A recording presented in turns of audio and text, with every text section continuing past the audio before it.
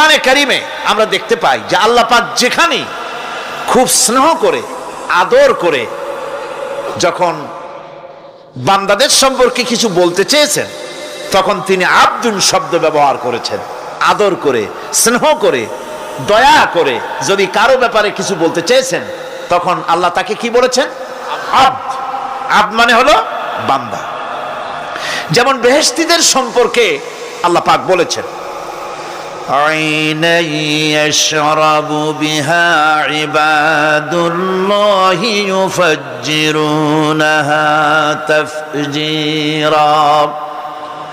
জান্নাতের মধ্যে একটি প্রবাহমান ঝর্ণা আছে, আল্লাহর বান্দারা সেখান থেকে পান করতে পারবে।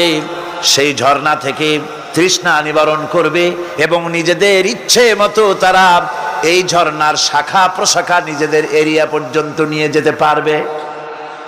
এমন একটা ঝর্ণা থাকবে যেখানে আল্লাহর বান্দারা, আল্লাহ পাক বলছেন আইনাই ইয়াশরাবু বিহা ইবাদুল্লাহ, আল্লাহর বান্দারা, আল্লাহর গোলামেরা সেখানে তাদের তৃষ্ণা মিটাবে এমন ঝর্ণা আছে। ওই ঝর্ণার কাছে যাওয়ার দরকার নাই, তাদের ইঙ্গিতে ইচ্ছা অনুযায়ী তাদের ঘরের দরজা পর্যন্ত যেখানে খুশি সেখানের শাখা প্রশাখা প্রবাহিত করে নিতে তারা সক্ষম হবে। মুমিন বান্দার গুণাবলী বলতে গিয়ে, মুমিন বান্দার গুণাবলী বর্ণনা করতে গিয়ে আল্লাহ রাব্বুল আলামিন বলেছেন, ওয়া ইবাদুর রাহমানিল্লাযীনা ইয়ামশুনা আলাল আরদি হাওনা। রহমানের বান্দা হলো তারা যারা জমিনের উপরে চলাফেরা করার সময় বিনয়ের সাথে চলাফেরা করে, তারা হচ্ছে রহমানের বান্দা। কার বান্দা? রহমানের বান্দা। আদর করে আল্লাহ বলছেন বান্দা, গোলাম। শয়তান নিজে অভিশপ্ত হওয়ার পর এর প্রতিশোধ নেওয়ার জন্যে আল্লাহ পাকের দরবারে বলেছিল, আয় আল্লাহ, তোমার যেই বান্দাগুলির কারণে, তোমার যেই বান্দার কারণে আমার ইবাদতগুলি নষ্ট হয়ে গেল, আমি অভিশপ্ত হয়ে গেলাম, ওই বান্দাগুলিকে লোভ দেখিয়ে আমি যেমনে পারি সবগুলিকে আমি গোমরাহ করে দেব, পথভ্রষ্ট করে দেব। আল্লাহ পাকের জবাবে বললেন, ইন্না ইবাদি লাইসা লাকা আলাইহিম সুলতান ইল্লা মান ইত্তাবাকা মিনাল গাওয়িন। আমার বান্দাদের উপরে তোমার কোনো কর্তৃত্ব নাই। আমার বান্দা, আদর করে আল্লাহ পাক বলছেন আমার বান্দাদের উপরে তোমার কোনো কর্তৃত্ব নাই। তবে হ্যাঁ, যারা তোমার কথা মান্য করবে তারা অবশ্যই গোমরাহ হয়ে যাবে, পথভ্রষ্ট হয়ে যাবে। কিন্তু আমার সত্যিকারের বান্দা যারা, তাদের উপরে তুমি গোমরাহি, তাদেরকে তুমি পথভ্রষ্ট করতে পারবে না, তাদের উপরে তোমার কোনো কর্তৃত্ব নাই। ভাইরা আমার, হযরত ঈসা আলাইহিস সালামের ব্যাপারে, হযরত ঈসা আলাইহিস সালামকে খ্রিস্টানেরা তারা বলেছে, ওয়াকালাতিন নাসারাল মাসীহু ইবনুল্লাহ। মসিহ হচ্ছে কার ছেলে? নাউযুবিল্লাহ। বলেন সবাই নাউযুবিল্লাহ। তাকে যখন আল্লাহর ছেলে বলা হলো, আল্লাহর পুত্র বলা হলো, রব্বুল আলামিন তার জবাবে বললেন, ইন হুয়া ইল্লা আবদুন আনআমনা আলাইহি। তিনি তো একজন বান্দা, তিনি আমার বান্দা ছাড়া আর কিছুই নন, আমি তার প্রতি অনুগ্রহ করেছি। বান্দা, আমার বান্দা। আল্লাহ পাকের বান্দা হওয়ার ব্যাপারে কোন মানুষের লজ্জা থাকার কথা নয়। এমনকি আল্লাহ পাক ঈসা আলাইহিস সালাম সম্পর্কে বলছেন, লা ইয়াস্তানকিফাল মাসীহু আইয়াকুনা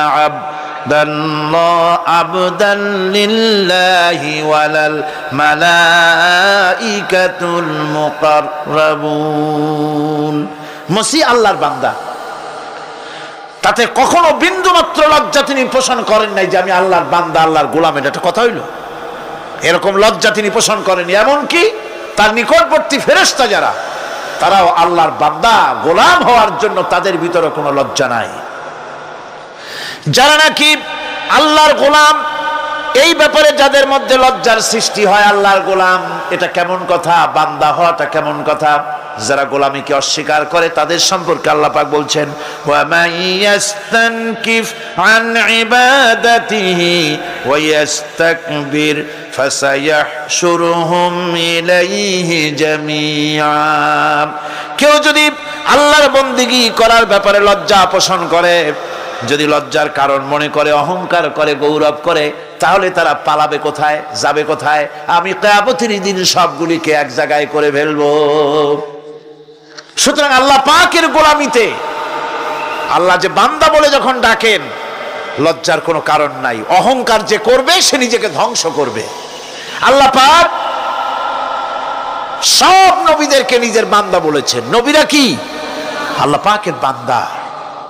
হযরত ইউসুফ আলাইহিস সালাম সম্পর্কে আল্লাহ পাক বলছেন, কাযালিকা লিনাসরিফা আনহু সুআ ওয়াল ফাহশা ইন্নাহু মিন ইবাদিনাল মুখলাসিন। এরূপই ঘটলো যাতে আমি ইউসুফ আলাইহিস সালামকে, আমার বান্দা, তাকে আমি নির্লজ্জতা ইত্যাদি থেকে আমি রক্ষা করেছি। নিশ্চয়ই হযরত ইউসুফ ছিল আল্লাহ পাকের বান্দা, আল্লাহ পাকের আব্দ। রাসূল করিম সাল্লাল্লাহু আলাইহি ওয়াসাল্লাম তিনি হচ্ছেন সর্বশ্রেষ্ঠ আল্লাহর পয়গম্বর। তার থেকে শ্রেষ্ঠ নবী আর কি কেউ আছে? জোরে বলেন, আছে? তার থেকে মাহবুব, তার থেকে শ্রেষ্ঠ আল্লাহর কাছে আর কেউ নাই। সেই নবীকে আল্লাহ রাব্বুল আলামিন কোরআনে কারীমের ভিতরে তাকে আব্দ বলেছেন। কি বলেছেন? অনেকগুলি আয়াত আছে যে আয়াতের ভিতরে আল্লাহ পাক তার নাম নেন নাই, নবী বলেন নাই, রাসূল বলেন নাই, শুধু বলেছেন আব্দ। যেমন ফাআওহা ইলা আবদিহি মা আওহা, অতঃপর তার বান্দার নিকট যা ওহী করার ছিল তা তিনি করলেন। সেই বান্দাকে মুহাম্মদ সাল্লাল্লাহু আলাইহি ওয়াসাল্লাম।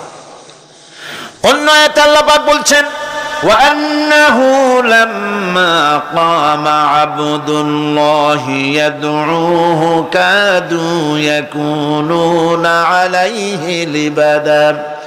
আর এই আল্লাহর বান্দা যখন নামাজ পড়তে দাঁড়িয়ে গেল, আল্লাহকে ডাকার জন্য যখন দাঁড়ালো, তখন লোকেরা তার উপরে ঝাঁপিয়ে পড়লো। ঝাঁপিয়ে পড়ার জন্য প্রস্তুতি গ্রহণ করলো। এখানে আব বলা হয়েছে কাকে? মুহাম্মদ সাল্লাল্লাহু আলাইহি সাল্লামকে। এভাবে করে অন্য এক আয়াতে আল্লাহ পাক তার হাবিবকে আব বলছেন, বান্দা বলতেছেন, ইন কুনতুম ফি রাইবিম মিম্মা নাযালনা আলা আবদিনা। আমার বান্দার উপরে যে কিতাব নাজিল করেছি তাতে যদি তোমাদের কোনো সন্দেহ হয়, এই যে আমার বান্দার উপরে, ওই বান্দাকে বলেন সবাই, মুহাম্মদ রাসূলুল্লাহ সাল্লাল্লাহু আলাইহি ওয়াসাল্লাম। অন্য আয়াতে বলা হচ্ছে, তাবারাকাল্লাযী নাযালাল ফুরকানা আলা আবদিহি লিয়াকুনা লিল আলামিনা নাযীরা। অতীব বরকতপূর্ণ সেই মহান সত্তা যিনি তার বান্দার উপরে ফুরকান নাজিল করেছেন। কে সেই বান্দা? মুহাম্মদ সাল্লাল্লাহু আলাইহি ওয়াসাল্লাম। মেরাজের ঘটনা বলতে গিয়ে আল্লাহ রাব্বুল আলামিন বলতেছেন, সুবহানাল্লাযী আসরা বিআবদিহি লাইলাম মিনাল মাসজিদিল হারামি ইলাল মাসজিদিল আকসা। পবিত্র সেই মহান সত্তা যিনি তার বান্দাকে ইসরা করিয়েছেন। কে সেই বান্দা? মুহাম্মদ রাসূলুল্লাহ সাল্লাল্লাহু আলাইহি ওয়াসাল্লাম। সুতরাং আবদিয়াত, ইবাদত, গোলামি, এটা হচ্ছে মানুষের জীবনের সবচেয়ে বড় মর্যাদাকর খেতাব আল্লাহর পক্ষ থেকে আল্লাহর বান্দা হওয়া। গোলামি পরিপূর্ণরূপে হবে কেবলমাত্র আল্লাহ পাকের। এই গোলামির জন্যই আল্লাহ পাক আমাদেরকে সৃষ্টি করেছেন, অন্য কোনো কাজে আমাদেরকে সৃষ্টি করেন নাই। সেই জন্য আমাদেরকে গোলামি করতে হবে, আনুগত্য করতে হবে কেবলমাত্র কার বলুন তো? এই গোলামি যদি সঠিকভাবে করি, যদি বান্দারা যারা আল্লাহ পাকের বান্দা বলে, গোলাম বলে নিজেদেরকে দাবি করে, যদি সঠিকভাবে ইবাদতটা করা যায়, তাহলে আল্লাহ তাদের জন্য কি ওয়াদা করেছেন শুনুন। দুনিয়ায় তাদেরকে আল্লাহ পুরস্কার দেবেন, আখিরাতেও দেবেন। এটা বন্ধ করেন। দুনিয়া এবং আখিরাতে আল্লাহ পুরস্কার দেবেন। সেই পুরস্কারটা কি? দুনিয়ার পুরস্কারটা আগে শোনেন। আল্লাহ পাক বলেন যারা আমার ইবাদত করবে তাদের ব্যাপারে আমার ওয়াদা শোনো। ওয়াদাল্লাহুল্লাযীনা আমানু ওয়া আমিলুস-সালিহাতি লায়াস্তাখলিফান্নাহুম ফিল আরদি কামাস্তাখলাফাল্লাযীনা মিন ক্বাবলিহিম। তোমাদের মধ্যে যারা ঈমান এনেছে এবং সৎ কাজ করেছে, আল্লাহ রাব্বুল আলামিন তাদের ব্যাপারে আল্লাহর ওয়াদা হচ্ছে, আল্লাহর প্রতিজ্ঞা হচ্ছে, আল্লাহ ওয়াদা করতেছেন তাদেরকে জমিনের উপরে প্রতিষ্ঠিত করবেন। যেমন করে তোমাদের পূর্বপুরুষদেরকে প্রতিষ্ঠিত করা হয়েছিল ওইভাবে তোমাদেরকে প্রতিষ্ঠিত করা হবে। সুবহানাল্লাহ। প্রতিষ্ঠিত করা হবে মানে রাষ্ট্র ক্ষমতা দেওয়া হবে। কি দেওয়া হবে? যদি গোলাম হও, যদি কি হও? গোলাম। আল্লাহ পাক বলছেন শুধু তাই নয়, আমি আমার দিনকে যারা প্রতিষ্ঠা করবে, আমার গোলামেরা যদি, আমার বান্দারা সঠিকভাবে যদি আমার গোলামি করে, ঈমান আনে, আমলে সালেহ করে, নেক কাজ করে, আমি তাদেরকে রাষ্ট্র প্রতিষ্ঠার সুযোগ করে দেব। আর তাদের জন্য ভীতির পরিবর্তে, সন্ত্রাসের পরিবর্তে শান্তি কায়েম করে দেব। সুবহানাল্লাহ। وَلَيُمَكِّنَنَّ لَهُمْ دِينَهُمُ الَّذِي ارْتَضَىٰ لَهُمْ وَلَيُبَدِّلَنَّهُمْ مِنْ خَوْفِهِمْ أَمْنًا। তাদের দিনকে তারা নিজেদের জন্য যা পছন্দ করেছে অবশ্যই তিনি তা কায়েম করে দিবেন, এবং সন্ত্রাস আর ভীতির পরিবর্তে আল্লাহ নিরাপত্তা দান করবেন। যেরকম সুবহানাল্লাহ। সন্ত্রাস বন্ধ হবে, চুরি, ডাকাতি, জেনা, ব্যভিচার সব বন্ধ হয়ে যাবে। তোমরা ক্ষমতায় থাকবে, তোমরা ডমিনেটেড হবে না, তোমরা ডমিনেট করবে। গোটা পৃথিবীকে শাসন করবে, শাসিত তোমরা হবে না। আর ভীতির পরিবর্তে নিরাপত্তা তোমরা লাভ করবে। কি করলে? ইয়াবুদুনানি লা ইউশরিকুনা বি শাইআ। সুতরাং তারা যেন আমার ইবাদত করে এবং আমার সঙ্গে যেন কাউকে শরীক না করে। আল্লাহ বলছেন তোমরা যদি আমার সাথে শরীক না করো, ইবাদতের মধ্যে কাউকে যদি শরীক স্থাপন না করো, আর যদি তোমরা আমার ইবাদতটা সলিডভাবে আমার জন্যই করো, তাহলে রাষ্ট্র ক্ষমতা তোমাদের হাতে আসবে, সন্ত্রাস নির্মূল হবে, শান্তি প্রতিষ্ঠিত হবে। এই হচ্ছে দুনিয়ার পুরস্কার। এটা কিসের পুরস্কার? আর আখিরাতের পুরস্কারের কথা বলা হচ্ছে। وَمَن يُطِعِ اللَّهَ وَرَسُولَهُ وَيَخْشَ اللَّهَ وَيَتَّقِهِ فَأُولَئِكَ هُمُ الْفَائِزُونَ। যে ব্যক্তি আল্লাহ এবং রাসূলের আনুগত্য করেছে, আল্লাহকে ভয় করে চলেছে, তার গজব থেকে বেঁচে রয়েছে, সেই হচ্ছে সফল কাম। সফল কাম মানে কি? কিয়ামতের দিন আল্লাহ পাক তাদেরকে জান্নাত দান করবেন। আল্লাহ পাক তাদেরকে কিয়ামতে কি দিবেন? জান্নাত দিবেন, চিরস্থায়ী শান্তির জায়গা, সেই জান্নাত লাভ করা যাবে। আজ ইবাদতের এই যে গুরুত্বপূর্ণ ইবাদত, এই ইবাদতের ভুল অর্থ সমাজের ভিতরে ছড়িয়ে আছে। সাধারণ মানুষও ভুল করেছে, অসাধারণ মানুষেরাও ইবাদতের ভুল অর্থ করে ভুলের মধ্যে নিমজ্জিত আছে বিরাট সংখ্যক লোকেরা। সাধারণ মুসলমানেরা তারা যে ভুলটা করলো ইবাদতের অর্থ করতে গিয়ে, সেটা হলো এই, সাধারণ লোকেরা মনে করলো কয়েকটা অনুষ্ঠানের নাম হচ্ছে ইবাদত। নামাজ, রোজা, হজ, যাকাত, সাদকা, ফিতরা, এর নাম হলো ইবাদত। অনুষ্ঠান শেষে তারা নিজেদেরকে স্বাধীন মনে করলো। তারা আল্লাহ পাকের প্রত্যেকটি আইনের ধারাকে লঙ্ঘন করলো। বছরে একবার রোজা রেখে, বছরে এক মাস রোজা রেখে মনে করলে ইবাদত শেষ। 5 ওয়াক্ত নামাজ পড়ে মনে করলে ইবাদত শেষ। আমি প্রশ্ন করি, 5 ওয়াক্ত নামাজের নামই যদি হয় ইবাদত, 5 ওয়াক্ত নামাজের নামই ইবাদত, এটাই যদি হয়, তাহলে 5 ওয়াক্ত নামাজ পড়তে সময় লাগে কত? উজু টুজু করে বড় জোর 1-1.5 ঘন্টা সময় লাগে 5 ওয়াক্ত নামাজ পড়তে। তো এর নাম যদি হয় ইবাদত, তার অর্থ কি দাঁড়াবে? অর্থ দাঁড়াবে আপনি 24 ঘন্টার ভিতরে 1 থেকে 1.5 ঘন্টার জন্য আল্লাহর গোলাম, বাকি 22 ঘন্টার জন্য শয়তানের গোলাম হতে কেউ রাজি আছে? রোজার নামই যদি হয় শুধু ইবাদত, তাহলে তার অর্থ দাঁড়াবে বছরের ভিতরে একটা মাসের জন্য আপনি আল্লাহর গোলাম, আর 11 মাসের জন্য শয়তানের গোলাম হতে কেউ রাজি আছে?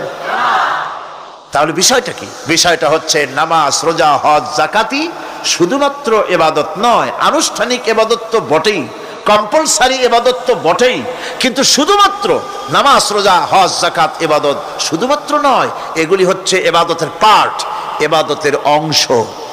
বরং জীবনের সব ক্ষেত্রে আল্লাহর হুকুমকে মানার নামই হচ্ছে, ভাইরা আমার, একদিকে নামাজ রোজা করছি, অন্যদিকে আল্লাহর আইনের প্রতিটি ধারাকে লঙ্ঘন করে চলছে, মিথ্যা ওয়াদা করে, মিথ্যা কথা বলে, সুদ খায়, ঘুষ খায়, জেনা করে, এরপরে অন্যের হক নষ্ট করে, প্রতিবেশীর হক নষ্ট করে, হারাম মাল খায়, হকদারের হক নষ্ট করে, প্রতিবেশীর হক নষ্ট করে, জিন্দা মুর্দা মানুষকে নিজের জন্য শক্তিধর বলে মনে করে, এক টুকরা রুটির জন্য অথবা এক ফোঁটা, এক ঘটি পানির জন্য কাফেরের কাছে হাত পেতে দাঁড়ায় থাকে। এই যদি অবস্থা হয়, এটাই যদি হয় ঈমান, আর এটার নামে যদি ইবাদত হয়, তাহলে এই পৃথিবীর মুসলমানের আজ লাঞ্ছিত কেন? আল্লাহর ওয়াদা কি মিথ্যা? নাউযুবিল্লাহি মিন যালিক। আমাদের ইবাদত যদি ঠিক হয়, যদি সত্যিকারের ইবাদত যদি আমরা করে থাকি, তাহলে ক্ষমতায় ইমানদারেরা নাই কেন? বিশ্বজুড়ে মুসলমানেরা লাঞ্ছিত কেন? তাহলে বুঝতে হবে ইবাদতের মধ্যে বিরাট গরমিল করে ফেলেছি, ঠিক কিনা? লক্ষ্য করুন, যেই লোকটা হজ করতেছে, উমরা করতেছে, নামাজ পড়তেছে, মসজিদ মাদ্রাসায় চান্দা দিতেছে, ওই লোকটি আবার ব্যাংকের থেকে সুদের টাকা নিয়ে ব্যবসা চালাইতেছে। ব্যবসা ঠিক রাখার জন্য, ইনকাম ট্যাক্স ফাঁকি দেওয়ার জন্য ব্যবসায়ীরা 2 ধরনের 3 ধরনের খাতা মেনটেন করছে। কথা ঠিক কিনা? মিথ্যা কথা বলছি, ঘুষ দিতেছি, বেশি করে বিদ্যুতের বিল যাতে না আসে সেজন্য যারা বিদ্যুৎ লাইনে আছে তাদেরকে পয়সা দিয়ে ম্যানেজ করতেছে, ঠিক কিনা? আমি পার্লামেন্টে বলেছি বিদ্যুৎ বাইরের থেকে আনতে হবে না, ঘুরে ঘুরে আবার বিদ্যুতের কথা আসলো। বিদ্যুৎ আনা লাগবে না, কারণ আমার দেশের চাহিদা হচ্ছে 2500 মেগাওয়াট, সেখানে 1800 মেগাওয়াট আমাদের আছে। আরেকদিকে 4টা বিদ্যুৎ প্রকল্প বন্ধ হয়ে আছে। ওই 4টি বন্ধ হওয়া প্রকল্প যদি চালু করা যায়, তাহলে 2900 মেগাওয়াট বিদ্যুৎ উৎপাদিত হতে পারে বলে বিশেষজ্ঞরা বলেছেন। তাহলে আমাদের উদ্বৃত্ত 400 মেগাওয়াট থেকে যাবে। এইটাকে বাইরের থেকে আনার কোনো দরকার নাই। বিদ্যুতের অপচয় বন্ধ করুন, বিদ্যুতের চুরি বন্ধ করেন। মিল কল কারখানা যাদের আছে, লক্ষ লক্ষ টাকা বিদ্যুৎ বিল হয়, কিন্তু লাইনম্যানদের সঙ্গে ম্যানেজ করে গভর্নমেন্টকে ফাঁকি দেওয়া হচ্ছে, ঠিক কিনা গো? তোমার নামাজের দাম কি? তোমার হজের 4 পয়সা দাম নাই। তুমি রাষ্ট্রকে ফাঁকি দিয়েছো, তুমি জনগণকে ফাঁকি দিয়েছো, তুমি দেশের শত্রু। টেলিফোনের বিল হাজার হাজার টাকা, লাখ টাকার বেশি বিল হয়, লাইনম্যানের সঙ্গে ম্যানেজ করে 500, 700, 2000 টাকা দিয়ে সারিয়ে দেয়, ঠিক কিনা? এরা জাতির শত্রু, দেশের শত্রু। এদেরকে ফায়ারিং স্কোয়াডে নিয়ে ব্রাশ ফায়ার করে উড়ায় দেওয়া উচিত। এরা দেশের দুশ্মন। আজ সিস্টেম লসের নাম দিয়া বিদ্যুৎ চুরির আরেক ব্যবস্থা করা হয়েছে। সিস্টেম লস করে ওনারা নিজেরা, আর এর ভোগান্তি জনগণকে করতে হয়। কসাইয়ের মতো ছুরি দিয়া জবাও করে জনগণের কাছ থেকে সিস্টেম লসের চার্জ আদায় করা হয়। আমি পার্লামেন্টে বলেছি, মাননীয় স্পিকার, সিস্টেম লস এই নামটা উঠায় দেন, এই প্রথা বন্ধ করে দিন। বিদ্যুৎ ধার করা লাগবে না, আল্লাহ আমাদের দেশে যথেষ্ট দিছে, কোনো জিনিসের অভাব নাই। এখানে গ্যাস আছে, তেল আছে, বিদ্যুৎ আছে, পাট আছে, চা আছে, নাই কি? অন্তত 8.5 কোটি টাকার কাগজ গুদামের মধ্যে বন্দী হয়ে আছে। ভারতকে খুশি করার জন্য সে দেশ থেকে কাগজ এনে খবরের কাগজ ছাপানো হচ্ছে, আর 8.5 কোটি টাকার কাগজ নষ্ট হয়ে যাচ্ছে, আমার দেশের কাগজ। সুতরাং বলতেছিলাম একথাই বলতেছিলাম যে ঈমান আল্লাহর গোলাম হতে হলে ভুল করে বসেছি ইবাদতের অর্থ করতে, শুধু নামাজ রোজা হজ যাকাত মাজারে কিছু চান্দা দেওয়া, আগরবাতি মোমবাতি চাদর একটা দিয়া পীর সাহেবের 10,000 টাকা চান্দা দিয়া মোছে তেল মাইখা দাঁত বাইর করে হাসে। বেহেশতে তো গেছি, আর দেরি কত? বেহেশতে তুমি যাবা, এত সহজ? দেশকে ফাঁকি দিছো, দেশকে ফাঁকি দিয়েছো, জনগণকে ফাঁকি দিয়েছো, নিজের মেয়েকে ফাঁকি দিয়েছে, বিবাহের সময় টাকা পয়সা দিয়া বিবাহ টিবাহ করায় দিল, ব্যবসা ধানি সম্পত্তি বাড়ির সম্পত্তি সব ছেলেদেরকে দিয়ে দিল, মেয়েটারে ফাঁকি দিয়ে দিল, দেয় না এরকম? ফুপুকে ফাঁকি দিল, বোনকে ফাঁকি দিল, এরপরে মোনাজাত করে সবে বরাতে, আল্লাহ আমারে বেহেশত দিও। ফেরেশতারা কয় মর তুই আগে, বেহেশত তোরে কেমনে দেয় ভালো করে দেখায় দেব। বেটা তুই যাবি বেহেশতে, এত সোজা? ওটা মামু বাড়ির বারান্দা নাকি? এত সহজ নয়।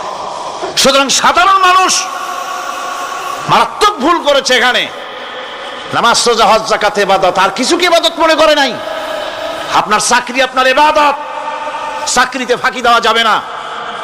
আপনি সুস্থ মানুষ, মেডিকেল লিভ নিয়ে ওয়াজ মাহফিল অথবা কোনো ইজতেমায় যাওয়া যাবে না, কোনো চেল্লা দিতে যাওয়া যাবে না।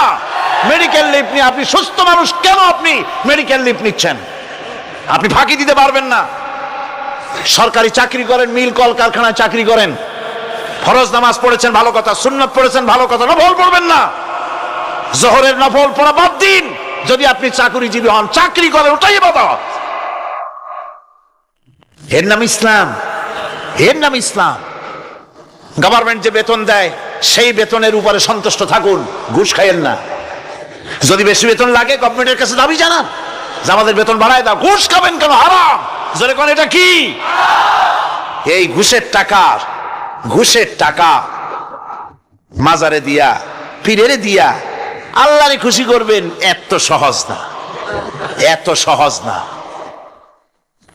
সেই জন্য আমি সব ভাইদের খেদমতে আরজ করব, ইবাদত হচ্ছে জীবনের সব ক্ষেত্রে গোলামি, সকল ক্ষেত্রে গোলামি। চাকরিতে, অফিসে, আদালতে, কলকারখানায়, ক্ষেত খামারে, পার্লামেন্টে, সেক্রেটারিয়েটে, সেনানিবাসে, স্কুলে, কলেজে, বিশ্ববিদ্যালয়, সর্বত্র গোলামি কার?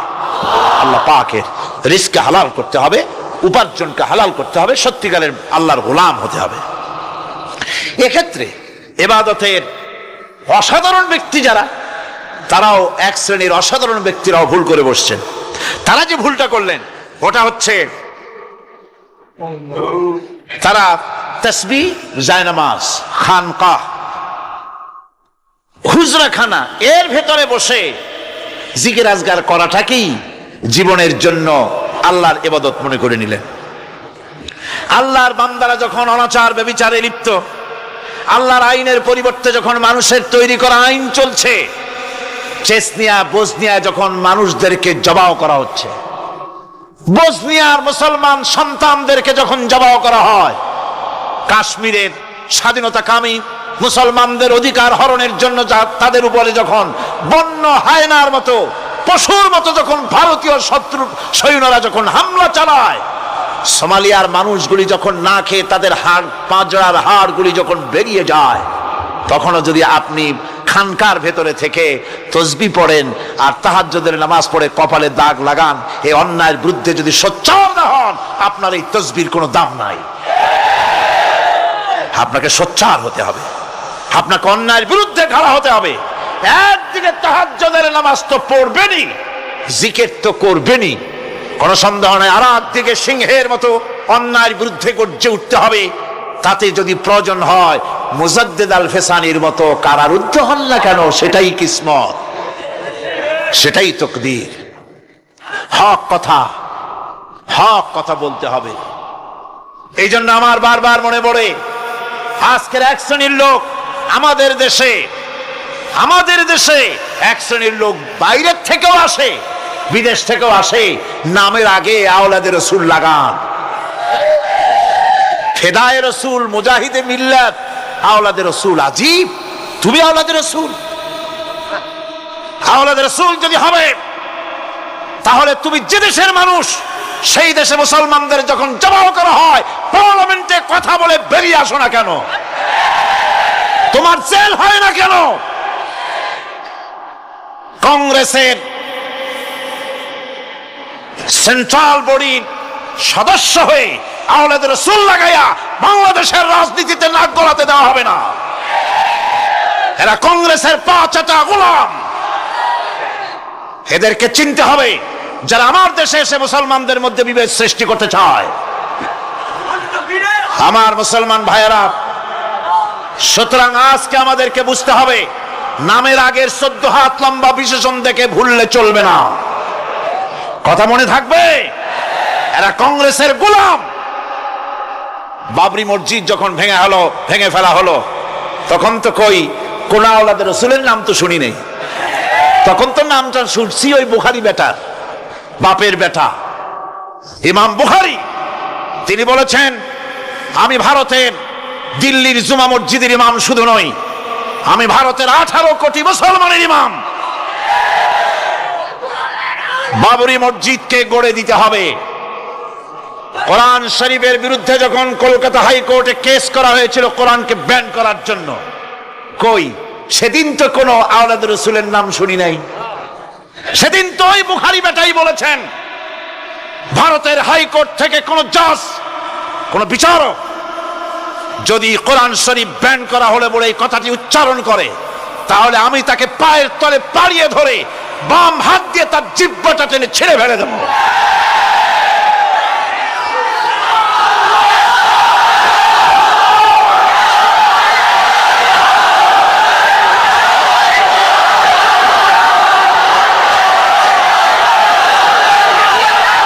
বন্ধুগণ,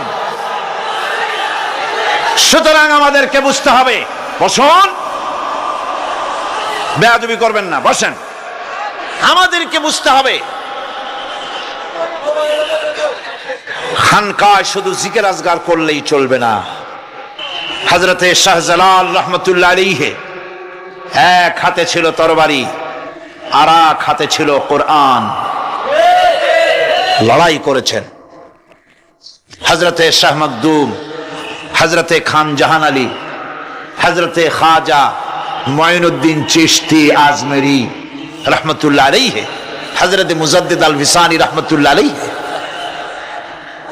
মুরিদের বাড়ি জম্মের খাওয়া খাইয়া পেটটা কুমিরের মতো বড় করে নাই।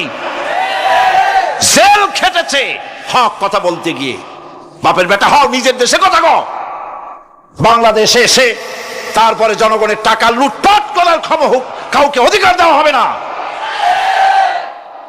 আমার বন্ধুগণ, আল্লাহর ওলি যারা, তারা এভাবে করে জনগণের খেদমত করেছেন, কথা বলেছেন। সুতরাং শুধু জিকির আজগার করলেই হবে না, হক কথা বলতে হবে স্পষ্ট করে। এটাই হলো ইবাদতের হক আদায় হবে যদি সত্যিকারের হক কথা বলা যায়। অসাধারণ ব্যক্তিরা ময়দানে কথা বলবেন, হক কথা বলবেন, অন্যায়ের বিরুদ্ধে সোচ্চার হবেন। আর সাধারণ জনগণ কথা ও কাজের মিল করবেন, নামাজ রোজা হজ যাকাত করবেন যার কথা মতো, রাজনীতি অর্থনীতি সমাজনীতি করবে সেই আল্লাহর কথা মতো। তাহলেই সত্যিকারের মুসলমান হওয়া যাবে। কথা বুঝে আসছে কিনা ভাই? কথা বুঝে আসছে কিনা? একটু জোরে সরে জিকির করেন, লা ইলাহা ইল্লাল্লাহ, লা ইলাহা ইল্লাল্লাহ, লা ইলাহা ইল্লাল্লাহ। আরো জোরে,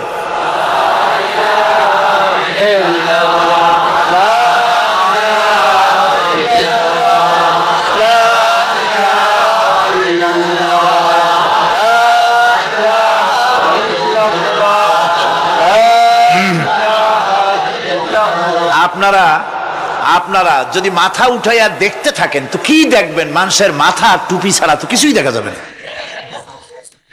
কাজেই ওঠা বসা না করে আজকে এক পবিত্র রাত আমরা আল্লাহর কাছে দোয়া করব। আলোচনার আমি এগিয়ে যাচ্ছি। ইবাদত আমাদেরকে বুঝতে হবে।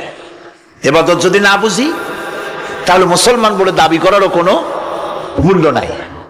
মানব জন্ম বৃথা।